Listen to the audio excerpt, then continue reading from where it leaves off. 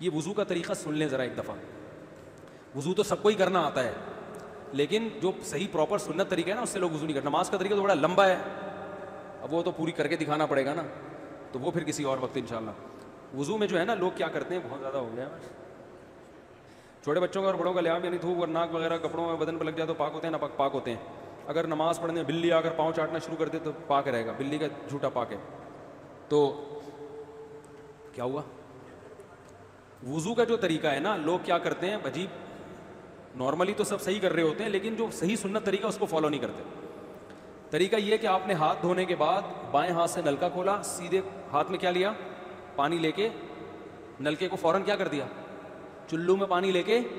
لوگ سمجھتے ہیں نلکا کھولنا تو سنت ہے, بند کرنا سنت. ارے بولو نا یار, نہیں تو کلی تو سیدھے ہاتھ سے کرنی ہے نا, تو الٹے ہاتھ سے آپ کیا کر دیں گے, نلکا بند. کیونکہ نبی صلی اللہ علیہ وسلم جب لوٹے سے پانی نکالتے تھے تو چلو میں پانی لے کے لوٹے کو سیدھا کر دیتے تھے. یہ نہیں کرتے تھے کہ لوٹے سے لوٹا اسی کیفیت میں اور پانی بہتا چلا جا رہا ہے. تو آپ نے نلکے کو لیفٹ ہاتھ سے کھولا اور چلو میں پانی لیا اور فوراً نلکے کو کیا کر دیا, بہت زور سے بھی بند نہ کریں, اس کا واشر خراب ہو جاتا ہے, بس آرام سے بند کر دیا. کیونکہ وہمی ہوں گے نا, آپ کو یوں کر کے کرتے رہیں گے, نلکے توڑ دیتے ہیں کہ بھئی ایک قطرہ بھی ضائع ہو گیا تو قیامت کے دن کہیں جہنم میں نہ پھینک دیں ہمیں, اس لیے پورے کوئی نمی بھی نہ آئے. تو تھوڑا سا بند کر دیں, ایک آدھ قطرہ ٹپکنے سے کچھ نہیں ہوتا. یہ لیا آپ نے, منہ میں کلی کی, مسواک کی, مسواک نہیں ہے تو انگلی سے دانت صاف کیے, غرارہ بھی کیا اگر روزہ نہیں ہے, ٹھیک ہے. پھر نلکا کھولا, پھر بند کیا, پھر کلی, اس طرح. پھر نلکا کھول کے دائیں ہاتھ میں پانی لیا, ناک میں نرم حصے تک پانی پہنچا کے اچھی طرح ناک کو صاف. اور نلکا پہلے وہ ویسے ہی بند ہو چکا ہے, اب ناک کو اچھی طرح صاف کریں, سامنے والے کا خیال کریں. آئی بات سمجھ, سامنے تو یہ نہیں ہوتا, وہ ہوتا ہے سامنے, اس کا زیادہ خیال کرنا پڑتا ہے کیونکہ بس زیادہ تفصیل میں نہیں آتا ہوں. تو چھوٹی انگلی سے اچھی طرح ناک کو صاف کیا, اس کی رطوبتیں نکالی, ٹھیک ہے. پھر نلکا کھولا, دوبارہ پانی لیا, پھر اسی طرح ناک میں بولو بھائی ڈالا, اور نلکا اسی وقت جب چلو میں پانی بھر گیا نلکا اسی وقت کیا کر دیا. اللہ نے دو ہاتھ اسی لیے دیے ہیں کہ اس سے نلکا بند کیا جائے اور اس سے کیا کیا جائے. تو پھر یوں کیا, پھر 3 دفعہ, 6 چلو پانی خرچ ہوا نا, چلو اس کو کہتے ہیں, 6 چلو پانی خرچ ہو گیا. پھر آپ نے کیا کیا, نلکا کھولا لیفٹ ہاتھ سے, جو اصل طریقہ ہے وہ تو یہ ہے, سیدھے ہاتھ میں پانی لے کے نلکا بند کیا اور سیدھے ہاتھ سے پانی پیشانی پہ ڈال کے دونوں ہاتھوں سے پھیلا لیا. 3 دفعہ اس طرح کیا.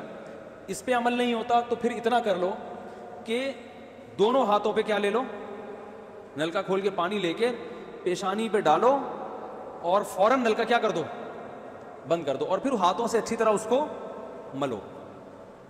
سمجھ میں نہیں آ رہی بات؟ تو یہ عمل کتنی دفعہ کیا, نلکا ہر دفعہ میں بند ہو رہا ہے. ہمارے یہاں جس ٹائم پہ نلکا کھلتا ہے تو جب تک وضو مکمل نہیں ہو جاتا بند ہونے کا نام نہیں لیتا. 3 دفعہ آپ نے منہ اچھی طرح دھو لیا. داڑھی ہے تو اس میں کیا کر لیا, بڑی داڑھی ہے, میری داڑھی ایسی میں تو چلو سے پوری داڑھی دھو لیتا ہوں, چھوٹی سی داڑھی ہے تو داڑھی میں خلال کر لیا آپ نے. اس کے بعد آپ نے بازو کیسے دھونے ہیں, بازو دھونے کا بھی یہ طریقہ ہے.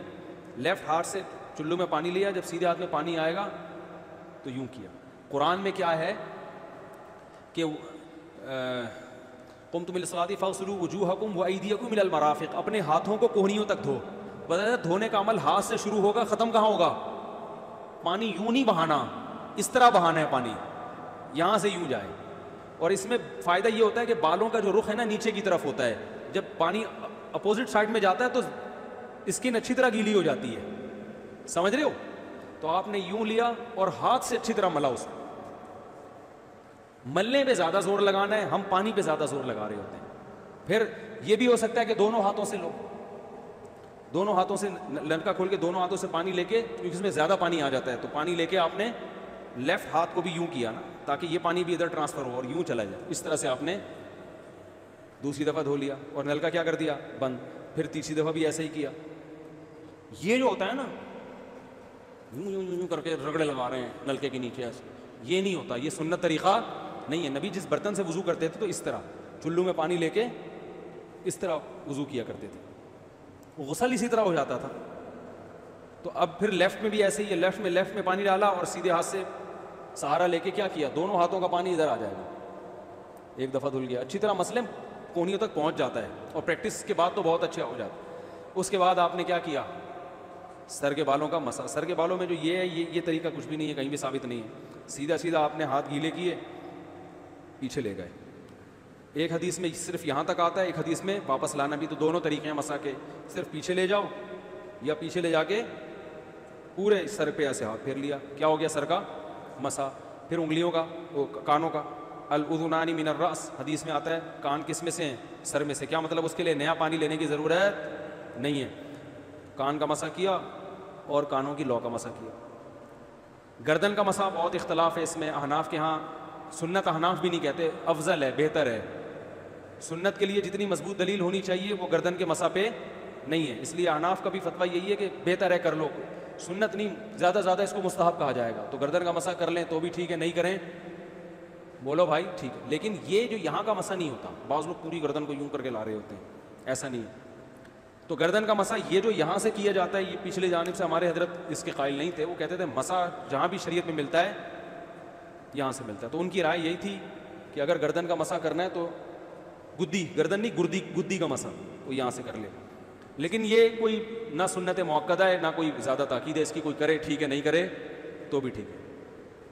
تو اس کے بعد اس لیے کہ بہت سے لوگ اس کے قائل نہیں ہیں تو ان سے بحث نہ کریں, ٹھیک ہے نا. بہت سے لوگ نہیں کرتے گردن کا مسا, بہت سے علماء فقہاء اس کے قائل نہیں ہیں. اس کے بعد آپ نے پاؤں دھونا ہے.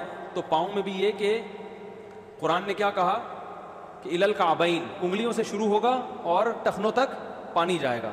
تو انگلیاں رکھیں نلکے کے نیچے اور لیفٹ ہاتھ سے اس کو اچھی طرح کیا کریں, دھوئیں, اور انگلیوں کا خلال بھی کریں. بہت چند سیکنڈ میں ہو جاتا ہے یہ کام. اور پھر نلکا بند کر دیں. پھر دوسرا پاؤں سیدھے ہاتھ سے نلکا کھولا, سیدھا ہاتھ نلکے پہ رکھیں اور الٹے ہاتھ سے پاؤں دھوتے رہیں, جیسے ہی دھل جائے. تو میرا خیال ہے ایک مگہ پانی بمشکل استعمال ہوتا ہے, ایک مگہ جو ہوتا ہے نا نہانے والا. لیکن آج اگر جو لوگ وضو کر رہے ہیں نا, ان کا پانی اگر آپ دیکھ لو تو بالٹیوں کی بالٹیاں خرچ کر رہے ہوتے ہیں, اور معذرت کے ساتھ کم بختوں کا وضو پھر بھی نہیں ہوتا. پھر بھی ان کو شک ہوتا ہے کہیں کوئی جگہ خشک نہ رہ گئی. تو وہمی نہ بنے, اس طریقے سے وضو کریں, یہ سنت طریقہ ہے. اور قرآن میں بیان بھی یہی کیا کہ یہاں سے شروع کرو یہاں تک لے کے جاؤ. کافی ہو گیا میرا خیال ہے. اللہ تعالیٰ سمجھنے کی, عمل کرنے کی توفیق عطا فرمائے. وما علینا الا البلاغ.